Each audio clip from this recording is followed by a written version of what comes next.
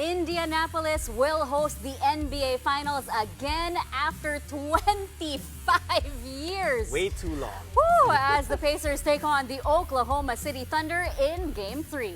And to talk to us about both teams' preparations ahead of a crucial matchup, we got one sports correspondent, Carlo Pamintuan, live from Indiana. Good evening from Manila, Carlo.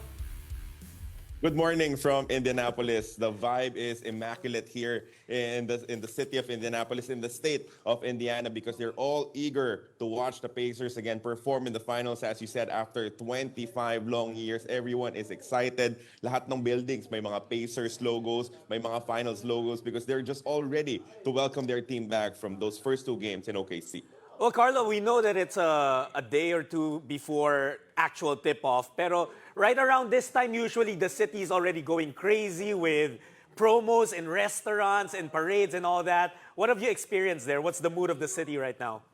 Ganun talaga. It's still a little bit calm now, and the game will be later, no, at 8:30 p.m. So it's on the day of the game. So we are expecting everything to ramp up, maybe starting lunchtime, around 12 noon here, because the police already talked about the traffic schemes and go early because they're expecting thousands and thousands of fans to watch here inside the Gainbridge Fieldhouse. And it's not just the 18,000 that will be watching in the venue behind me. There will also be a watch party right beside it to my right, to welcome the overflow that is expected a little later on. All right, well, this is actually also the first time that they'll play in front of their home crowd this entire series. So obviously this is a much bigger deal than we can imagine for them.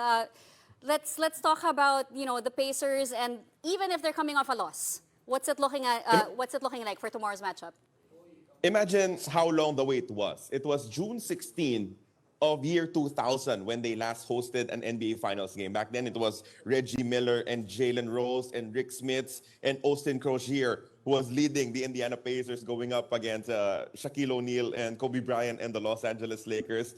Even some of the players of Indiana were not even born yet during those times. So wow. The excitement has been palpable. You can really feel it. I mean, we talked to Ben Shepherd, one of their off-the-bench players. He said his parents have not even met yet in the year 2000. That is how long ago it has been. So you know that they are eager, they're ready to cheer for their squad, and they are just ready to welcome them back, because OKC was loud. It was really loud in Oklahoma City, as we've seen through the packages of boom and dip. But now they're ready to even match that intensity here in Indianapolis. You know what we love, Carlo? We feel your excitement all the way here in the studio. We know how excited you are to witness Game 3, but we also want to ask about the Thunder. I'm sure you've had time to, at the very least, see them, no, in media day or maybe in practice. But what's the mood looking like for OKC?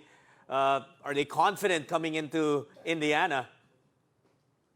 I think what Coach Mark Daigneault said was very apt. He said it's a combination of preparation and openness. Preparation because you have to be ready to do what you need to do to be able to react to what you saw in game number 2 and then make your adjustments in game 3. But he also said openness, because in a 7-game series, you never really know what is coming your way, especially going up against a coach, an NBA champion coach, and Rick Carlisle. There could be a multitude of options that Indiana could pull off. So yes, OKC is preparing for what could happen here in game 3, but they're also prepared to throw everything away and adjust if Indiana changes things up in their third matchup, because we all know how important Game 3 is. When a series is tied 1-1, the winner of Game 3 wins the series 75% of the time. They know how important this is, and they will play accordingly. All right, well, do we dare ask you for your fearless forecast, Carlo? Because Indiana got... He's shaking his head. No, he's already saying no. No, because we've seen I'm just the saying last that, second heroics from Halliburton in Game 1, and then obviously bumawi Game 2. For Indiana to have a real shot at winning game number 3, they cannot go behind by double digits again. They've been hounded by slow starts. They've had to overcome a double-digit lead in game 1. They were not able to do it in game 2. When you're chasing from behind, especially a good team like OKC, so many things can go wrong. So for them to have a good start, they need Tyrese Halliburton to score more than his average of 4.5 points in the first half. They need an aggressive start, and it's just fitting that it is here in the Gainbridge Fieldhouse, because usually your crowd will give you the energy that you need to really power a hot run. All right. There, see? Ayaw pa sumagot. Ang haba ng sagot. Tingnan mo to si Carlo. Ready siya. Thank you so Always much. ready.